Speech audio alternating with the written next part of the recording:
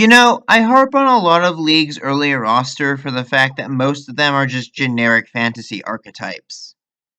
Now, that's not to say that I hate these champions.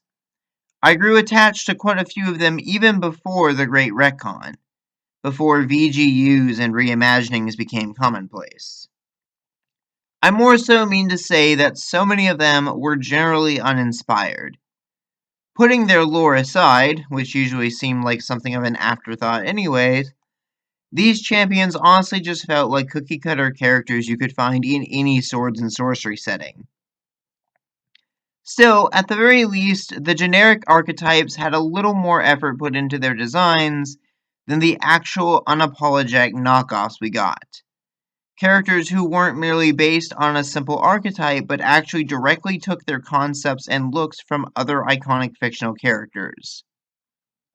Frankly, I'm amazed that Riot never got into any legal trouble for this, especially when they just took Poison Ivy from Batman and started calling her Zyra. Released July 24th, 2012, Zyra was introduced as a red-headed femme fatale mutated by a mix of plants and magic with the ability to control flora. Also, she runs around in a plant bikini. Like, at least some of the other notably inspired champions felt like they made some effort to distinguish themselves from the source material, be it flourishes to their design or alterations to their backstory. But Zyra is just Poison Ivy. This is by no means a hot take. I'm pretty sure everyone is on the same page regarding that. At the very least, I'll give Riot some credit. They actually came up with a somewhat decent backstory for her, even if unoriginal, making it so that Zyra is the flora rather than the human. The original bio states that Zyra was a carnivorous plant living in the Kamungu jungle. Though, for one reason or another, the local fauna that they preyed upon died off to the point that she and her kind had started to starve.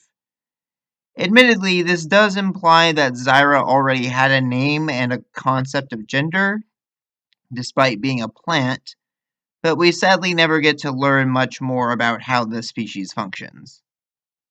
Eventually, though, a human woman wandered into Zyra's territory, and Zyra, desperate for a meal, attacked the woman. Then, somehow, Zyra formed a mental link with the woman and figured out that she could possess this person's body. Yeah, it's never really explained how that worked either, beyond magic, I guess. Either way, Zyra knew that her options were either to live on through this fleshy body or die of starvation in the jungle. Naturally, she chose the former. What became of the woman's consciousness is unclear, but I guess it's safe to assume that she died. Wait, does that technically make Zyra a zombie? Huh. Anyways, the idea here is a neat concept for sure, but the execution feels lacking to say the least. Again, this is supposed to be a plant that has taken over a human vessel, almost like a cordyceps fungus. You couldn't have done anything more interesting than a lady in a leaf bikini. I understand that we can't go full body horror on this, but you could at least have, like, a giant flower on her head, maybe more vines wrapping around the body to help puppet the limbs. That'd be a neat way to show that the plant doesn't fully understand how humans actually move, though I guess that would just be a sort of repeat of Fiddlesticks. Well, we'll get back to the design later, because we haven't even addressed Zyra's new bio yet.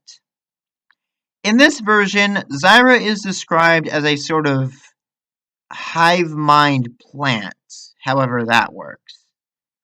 Just this massive infestation of thorny roots and flowers that had taken over this place called the Gardens of Zyr. The Kamungu jungles are supposed to be a place where Runeterra's elemental magics are more potent than anywhere else.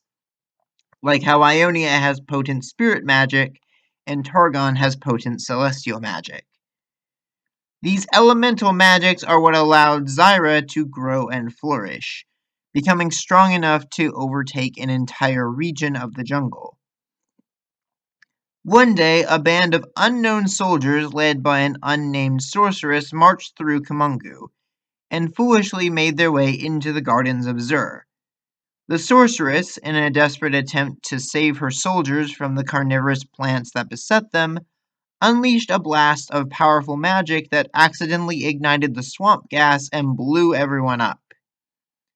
Centuries later, though, a flower burst from the ground where the explosion took place, and from it a plant-human hybrid emerged, possessing the memories of both the flora and the fauna that got caught in the explosion.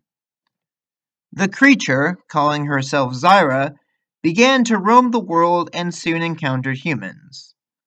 Of course, the bio has her decry humans for the fact that they pervert and destroy nature, though the irony here is that she does much the same, spreading her thorny offspring wherever she goes. Just as she had ages ago in the gardens of Zur, Zyra has begun to completely infest the jungle, consuming not just humans but also animals and even other plants. She is an entire invasive species coalesced into a single person, whose sole desire is to spread as far and wide as she can, even at the detriment of the environment and all other forms of life. Honestly, I do think the concept behind this Zyra works really well. It is still fundamentally almost identical to many iterations of Poison Ivy, but to be fair, there are many plant-based villains out there who do the same thing. People often like to decry that humans alone are responsible for the destruction of environments and ecosystems, and while it is true that we have the biggest impact, nature is not balanced. It is a constant competition for survival and domination, and any species that's allowed to get out of control will eventually start to endanger others. But I still have some issues with this. The origin story for how Zyra came about this time just feels extremely contrived. So this one random sorceress's magic exploded and mixed with the magics of the jungle alongside the swamp gas, and that somehow caused her and the Zyra plants to fuse together underground over the course of centuries. This feels oddly reminiscent of the Ruination, in which the magic of Viego's sword mixed with the waters of life and corrupted the concealing mist of the Blessed Isles. Like, if I had a nickel for every time a bunch of different magics exploded and then fused in a weirdly specific way to create an antagonist, I'd have 2 nickels, which isn't a lot, but it's weird that it happened twice. Really, I don't see why we need to have this insistence that the fusion happens because of magic. I mean, yes, in my rewrite I had the fusion happen because of a world rune, but I also changed Zyra into a human fused with plant matter in that version as opposed to a plant possessing a human. Yes, I'm aware that just makes her even more like Poison Ivy, but again, that's what she is. It's the same logic I took with Zhanna's rewrite of having her being a human possessed by a wind spirit. Runeterra Rewrites is all about changing a character's backstory without altering their designs or voice lines. But in some cases, I honestly feel like you'd be better off doing exactly that. Zyra is not meant to be a person. She, or rather it, is an invasive species whose sole objective is to spread and feed. You can do so many cool things with what is effectively a plant zombie. Maybe we could say something like, in the distant past, the Zyra plant did grow out of control, infesting the jungle and even taking over the bodies of the local fauna by planting seeds inside of them. The mages of Ishtal led an effort to contain the infestation, eventually wiping out the Zyra plant from existence after a hard-fought battle. Or so they thought. In truth, the Ishtali missed one, a single sapling or seed that survived. Perhaps we could even say that one mage, thinking it wrong to wipe out an entire species, stole the last surviving seed away to care for it in a secret garden. Eventually, though, the seed matured and managed to infest its caretaker. With a human host, however, came human consciousness and a heightened sense of knowledge and understanding. Zyra realized that returning so soon could easily spell its extinction, and so it would be best to wait until the humans of Ishtal grew complacent in their victory. Zyra bided its time, her time, for centuries, slowly learning the intricacies of her new fleshy form and honing her abilities. She transformed the garden into her own personal seedbed, spreading her roots slowly outward to observe the outside world. Now, with the humans in conflict with each other thanks to Piltover's mining efforts, the opportunity has come at last for Zyra to step out into the world. Bit by bit, she would infest the jungle with her offspring, slowly encroaching upon the human city of Ishaukan. Once the capital falls, she'll be able to spread her roots even further, until all of Kumungu is her domain, and then she will spread further still. It may not be perfect, but I think it's still a far cry better than what we have. Even then, the story is still undercut by Zyra's lackluster design, which I sadly don't think that Riot has any intention of radically altering, because they seem to be committed to Zyra's current interpretation, lackluster as it is. We get it, monster champions aren't as popular on a global market, sex sells, etc.